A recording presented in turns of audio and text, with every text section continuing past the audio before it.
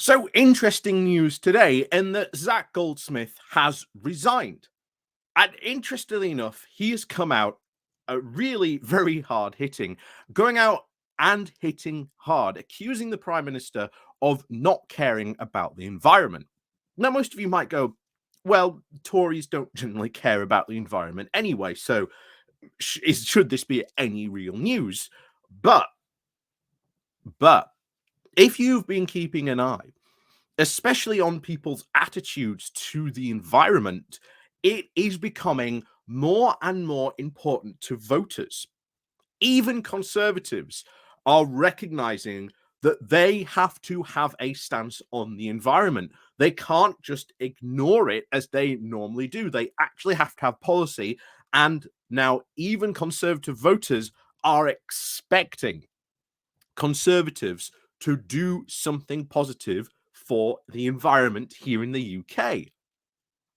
And you may remember, where is it? It must have been last year when in Australia, we went over the piece by a conservative from Australia after they had lost their general election, who came out specifically and said, hey, look, conservatives in the UK, if you do not care about the environment, if you do not have a policy, well, then you could lose an entire election, just as they did in Australia.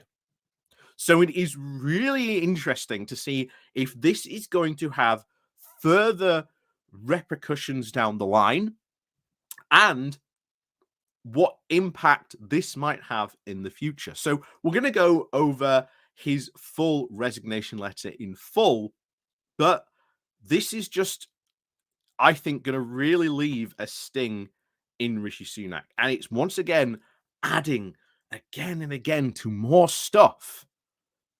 Just piling and more on. And will this lead eventually to an early general election? Potentially. But as I've said before, sometimes things in politics are like an avalanche. Something that may not seem important may just pick up steam and eventually become an avalanche. It's a pebble dropped from a mountain. You know, it starts as a pebble from the top of from the peak, and by the end of it, it becomes an avalanche. And events can just overtake you. Then the pressure can just become overwhelming. So maybe this becomes a complete nothing burger. Maybe this is just another resignation. But maybe this becomes more. Because I've said before that there are Green Tories who do generally care about the environment, and they are annoyed that the Conservatives are doing nothing about the environment. So we're going to go diving into his resignation letter, see what he has to say in full. But before we do that, please do remember to click on the like, share, and subscribe button. And of course, down below there are links to my Patreon page and one-off donation letter called one-off donation link called Buy Me Coffee, where you can buy me coffee. There is the YouTube thank you button as well if you want to use that. And of course, there is the Pony Club down below as well, which can all help support the channel. Or if you can just hit the like and share button, like I say, that always helps as well. So, as always, thank you very much to everyone who does help support the channel. So, on we go. This comes from The Guardian because they've got the resignation letter in full. Like I say, he's just resigned, like I say, moments ago. So this is what he's had to say. So Foreign Office Minister Zac Goldsmith has announced his resignation of what he has described as government apathy towards the environment. So this is what his full resignation letter had to say. But apathy towards the environment, and as I said, the environment is becoming more and more a conscious issue for people and for voters, including conservative voters. So, dear Prime Minister, I have become involved in politics above all for my love and concern of the natural environment. We depend on nature for everything, and we are degrading the natural world at an astonishing speed. Logically, there is nothing more important. So when you asked me to stay on as Minister for the International Environment, I, of course, accepted. I did so with a view to guarding progress that we had seen in recent years on the international environment and building on the record of international leadership that has been so warmly welcomed around the world. And bear in mind, I wonder if he's going to mention about the joining the Pacific Partnership, because remember, as part of that agreement to join the Pacific Partnership, we are now having to accept imports of palm oil, which are damaging to the environment because of how Malaysia, uh, conducts its farming for that palm oil. So that is bad for the environment, full stop. But we are having to accept that and accept Malaysia's low standards because we've joined the Pacific Partnership. And as we said before, when you join that, you have to accept their standards, even if you have higher standards. If they've got lower standards, you have to accept it. And bear in mind, there are a couple of countries in that area in the Pacific Partnership which have a lot lower standards than we do, and we now have to accept those. We've got no pushback, even though we have higher standards. And if we do reject them, well, at that point, the the palm oil companies can take us to court and sue the government for billions of pounds. So, like I say, these trade agreements not necessarily good. Anyway, so for the past 4 years have been a very exhilarating experience for me. And I will be forever grateful that I was put into the position where I could do more for the environment than I thought possible in a lifetime.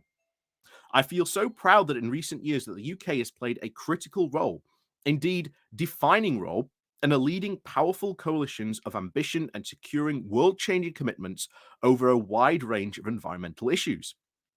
Even if we have a highly polarized political environment here in the UK, there is an unwillingness to acknowledge it, that the leadership has been recognized and appreciated by civil society and governments around the world. So here you can say that we've got a really polarized environment, especially when it comes to environmental issues. Mostly it is coming from the Tory side, because obviously you've got the net zero scrutiny group, which basically said, yeah, we don't want any of this environmental protection. We want none of this environmental protection. We don't even want to really go towards net zero. So and that is again coming from Tory MPs, most of them who are very, very anti-environment. So, as a direct consequence of our environmental leadership, we have seen countries previously ambivalent towards the UK stepping up to support us on numerous unrelated issues. We often find ourselves invited to regional environmental summits as the only outsider country present. It is the UK that civil society routinely turns to for help to advancing their cause. And in many respects, the UK has become the single most important voice for nature globally.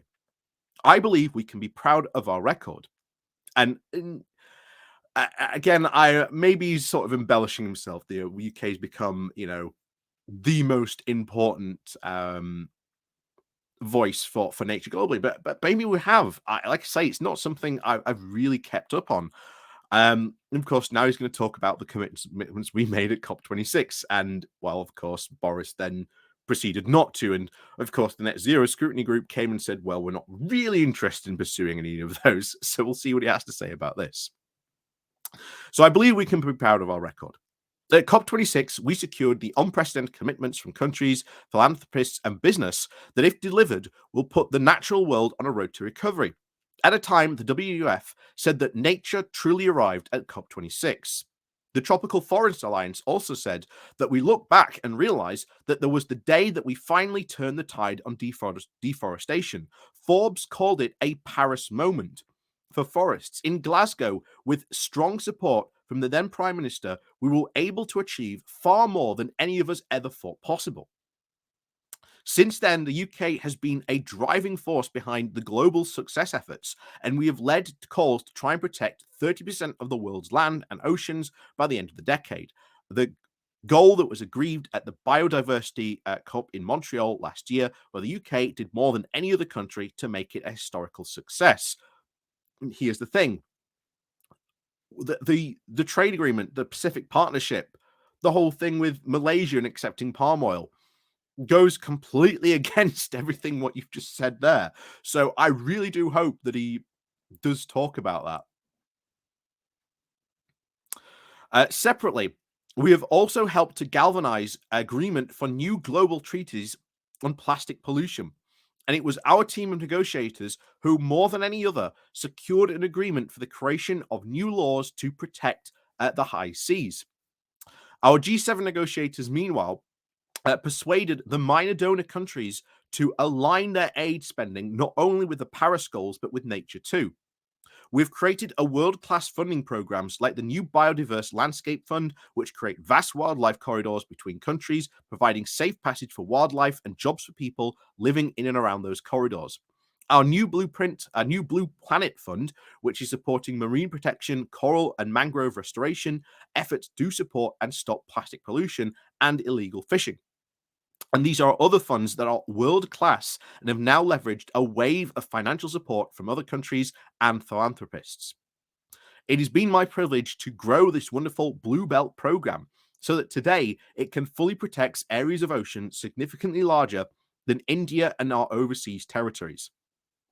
The UK has been able to win arguments internationally because we were taking action at home. And I won't pretend that we have gone nearly far or fast enough, but there is no doubt that since 2019, we have made meaningful progress. Just look at things that are going on at home at the moment. The whole thing with the water companies, massive pollution going on.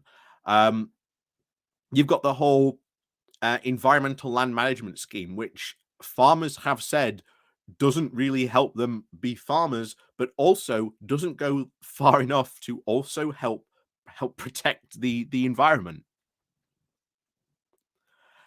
And then, of course, you've got the net zero lunatics that are constantly out there pushing hard against, well, everything they possibly can because they do not want to go to net zero.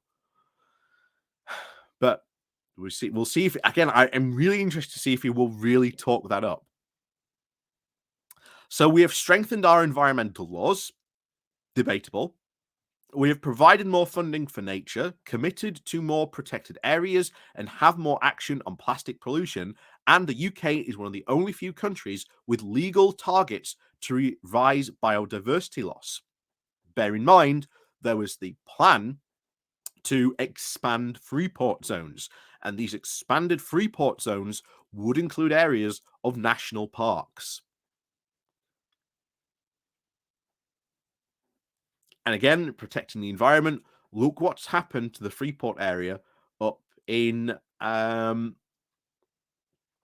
near Newcastle, where they are building that Freeport from Ben Houchen. Look at the environmental disaster that has done. Like I say, they start building this Freeport, and all of a sudden, mysteriously, all these fish just keep on dying.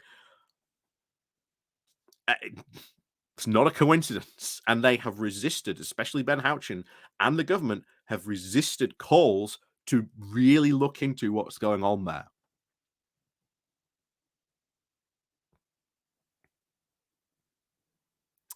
So we have committed to restore peatlands and plant trees on an unprecedented scale. And we are transforming the land subsidy system, that's the environmental thing that I talked about earlier, to support the environment. We've also taken steps to address our international environmental footprint, including new laws stopping the import of the UK of agricultural commodities grown on illegally deforested land. Really? Because what about all the palm oil stuff that I've said recently? The whole progressive Pacific Partnership, it just ignores that completely. We have also made progress on animal welfare. The government has signed off on an ambitious plan for animal welfare that would represent the biggest shakeup of animal welfare in living memory. Again, what do they actually intend to do about it? Is it going to be good? Is it going to be bad? We haven't actually seen this yet. Also, what about the Australian trade deal that we've just signed? Because Australia, their animal welfare is a lot lower which basically allows them to mass produce meat on huge scales, which is not very, shall we say, good or even healthy for those animals. Um, Meanwhile, because our farmers have to follow high standards, um, they cannot compete against the absolute tsunami of, well, cheap Australian meat that is going to flood the UK market. It is going to destroy British beef, lamb production, uh, chicken, you name it. And yet, I am worried about what they are going to do in regards to that animal welfare. I really am worried. So, as minister responsible, I was able to translate it bit by bit into law. We are increasingly sentencing the cruelty for 6 months up to 5 years. We have recognized in law the sentience of animals, enacted and extended the ivory trade ban, introduced measures to break the pet smuggling trade and ban glue traps. And before you took office, you assured party members via me that you would continue implementing the action plan, including the Kept Animals Bill, and of course, measures like ending the export of live animals for slaughter, banning keeping primates as pets, preventing the import of shark fins, and hunting trophies from vulnerable species. And here you can. You can see it coming. You can see this is where he's going to turn, because this is how all resignation letters go. Look at what good. I'm so proud to have serviced you. Look at how all the good we've done. And now I think here it comes. But I have been horrified as bit by bit we have abandoned these commitments domestically and on the world stage.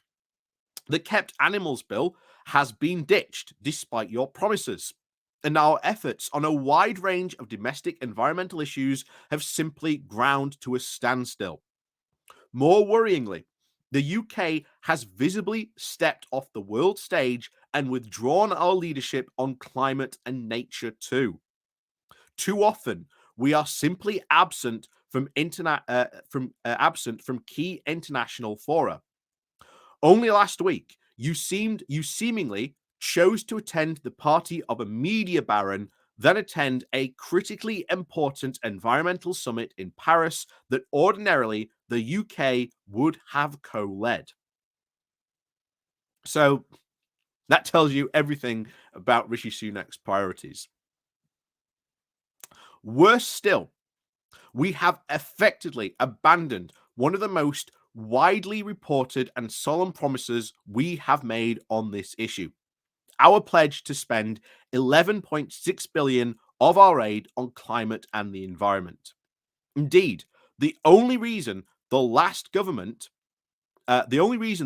has not come clean on the broken promise is because of the final year of expenditures failure after the next general election, and will therefore be a problem for the next government, not this one. Oh wow, that's a super interesting admission there, saying, yeah, we've had all these expenditure falls, and all these are going to be there's going to be some serious problems, and you're leaving them for the next government, not this one, to solve because you don't want to tackle them. That is an really interesting admission. We really went for the liver blow on that one. So, continues. This is a promise. Remember, there has been constantly repeated by prime ministers in the past 4 years, including by you for a good reason. It is the single most important signal of the intent of dozens of small island and cultural vulnerable states on this issue that is existential for them. These states, remember, have equal sway in the UN, where we routinely seek support on these other issues. That same promise was also used successfully by the UK as leverage to persuade the G7 countries to follow suit, and breaking it would not only infuriate them, along with all those other small island nations in the Commonwealth and beyond, it would also shed any reputation we have for being a reputable partner. The UK not being a reputable partner, not keeping the promises it signs up to. Wow. Shock horror. The Prime Minister, having been able to get so much done previously, I have struggled to even hold the line in recent months. The problem is not that the government is hostile to the environment, it is that you, and again, he's directly pointing the finger at Rishi Sunak here, our Prime Minister is simply uninterested. That signal, or lack thereof it, has trickled down through Whitehall and caused all kinds of paralysis. And I will never understand how, with all the knowledge we have about our fundamental reliance on nature and the world and the speed of which we are destroying it, anyone can be uninterested. That's a very deep accusation, this. This will certainly come up at PMQs next week, certain. But even if this existential challenge leaves you personally unmoved, there is a world of people who do care very much so, and you will need their votes. And this is where, as I said at the beginning, calling out the fact that the environment is becoming a more and more political issue that voters are increasingly caring about. Look what happened to Australia, where the Australian Conservatives just went full climate denial and got completely booted out. So every survey, every poll, without exception, tells us that people care deeply about the natural world, about the welfare of other species, about handling this world in a better shape to the next generation, and that these issues inevitably grow in importance. So too will the gap between the British people and the Conservative Party if that fails to respond appropriately. Which, again, is probably what we are seeing at the moment. And he is right. It's going to cost the Conservatives votes. It is going to cost them votes big time. So it has been a privilege to be able to work with you and so many talented people in the government. In particular, my private office, they've been able to make a real difference to the cause that I've been committed to for so long as I remember. But this government's apathy in the face of the greatest challenge we have faced makes continuing in my current role untenable. With regret and reluctance, I am therefore stepping down as minister in order to focus my energy where it can be more useful. Zac Goldsmith.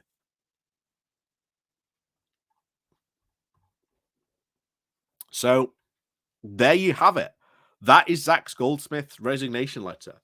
Um, yeah, directly pointing the finger at Rishi Sunak, saying you do not care about the environment and it is going to cost you votes. It is going to cost this party votes because the apathy is spreading and it comes from you.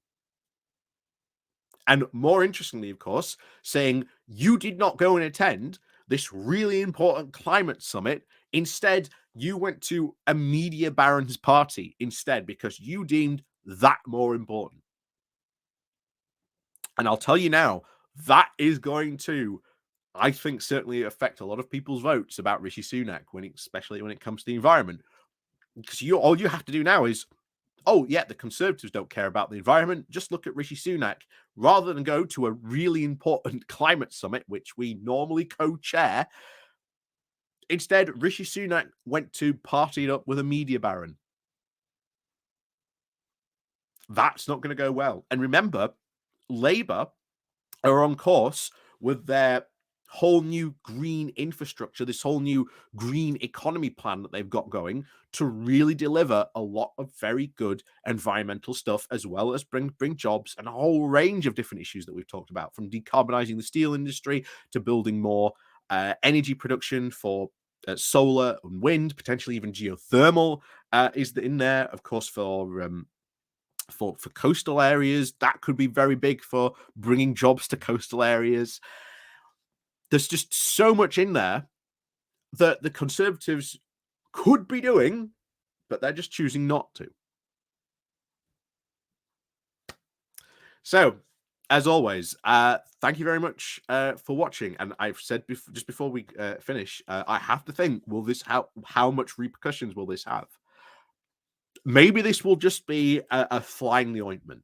Maybe, but I'll tell you now: these accusations of you are not doing enough, you clearly do not care about the environment when you have deliberately gone to a media baron's party instead of a really important environmental summit, and the fact that it is going to cost you votes.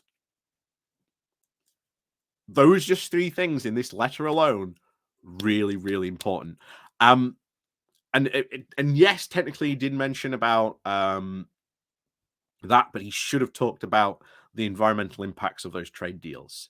He really should have talked about those environmental impacts of trade deals, because he already went bish bash bosh. He should have just gone boom,